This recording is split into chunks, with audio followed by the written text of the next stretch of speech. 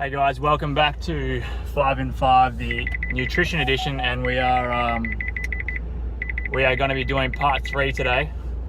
And the first question I'm going to answer is about carbohydrates and before your workout, so pre-workout carbs. Now the question I get asked a little bit is what type of carbs or what type of food should you have pre-workout, and I usually stick to high GI. So basically high sugar carbohydrates directly before I train and intra-training as well. So I'll have about 30 to 50 grams of carbohydrates before I train, and that usually comes from some sort of lollies, fruit or fruit juice, and then same thing in the workout as well. So maybe another 30 to 50 grams of carbs. And the reason I want that is because they're fast digesting and they're fast acting. So it's going to give me energy nice and quick. Also helps with a good pump as long as you're drinking plenty of water and you've got some sodium in your diet as well. Question number 2 is how much water should you be drinking throughout the day? And the answer I always give anybody who asks me this is just more than what you're drinking now, because there's obviously formulas and stuff you can do to work out the amount of water you should be drinking for you individually, but everybody needs to be drinking more water. You got to think that your bodies are made up of at least 70% water, and as soon as you're dehydrated, your performance, your sleep quality, your skin quality, like your skin health, your cardiovascular system, your strength, everything drops right off. So just start drinking more water than you are now. Obviously don't drink it all at once, because you got to think of your body like a sponge. If you drink it all quickly, it's just going to bounce off the sponge and you won't absorb any of it. So if you're taking small amounts in throughout the day, you're going to actually absorb that water. That's obviously what we want. Next question is, do I recommend using a pre-workout supplement? So this kind of comes into the whole nutrition thing as well.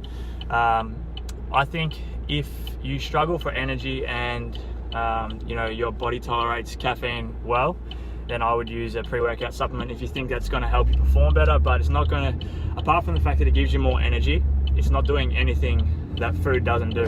So it's not going to magically help you get stronger, get leaner or anything like that. Unless you're really struggling for energy and your training sessions are just shit, then a pre-workout supplement might be good for you, just so you have more energy to train and you get more out of your sessions. But definitely wouldn't recommend that as one of the first supplements that you should be using. I would say that's a luxury supplement that you can add in if you really need it. Also, a thing to keep in mind is every time you finish a tub, it's a good idea to then cycle off the pre-workout for a couple of weeks before you get another one, just so your caffeine tolerance doesn't get too high.